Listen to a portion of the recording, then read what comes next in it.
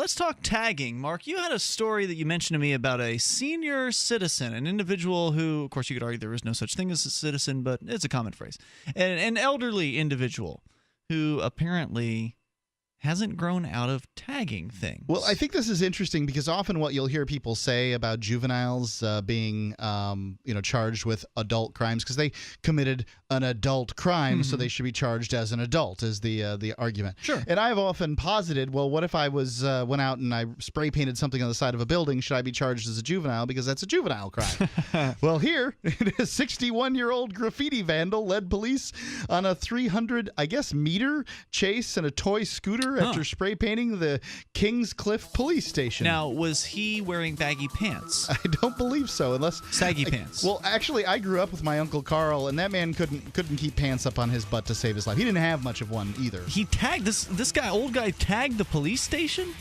Yes, he did. All right, we'll come back with more here. You Dumb cops. Share your actually thoughts. Looks like pum cops. Toll free, 855-450-FREE. And since we're talking cops, I've actually got a police hazing story, what is alleged to be a hazing within a police department coming up. It's Free Talk Live. As we continue here, an old guy in his 60s, I guess older. I guess 60s is like middle-aged now, right? I think 60s would be called middle-aged. Yeah.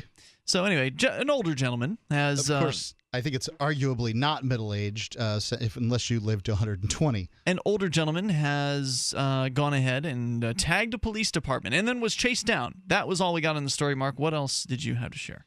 Yeah, well, it's a crazy story, not one that I would one you'd expect to read too often. But a senior vandal led police on a 300-meter chase on a toy scooter after allegedly scrawling graffiti across the Kingscliff police station. Police intercepted the man a few blocks from the station after spotting the 61-year-old spotting Kingy Boys Rule and other illegible slogans on the in orange paint on the building near early yesterday morning. Despite his age, the man put up quite a fight, injuring two officers while they tried to arrest him, with Detective Inspector Brendan Cullen saying one officer suffered a shoulder injury.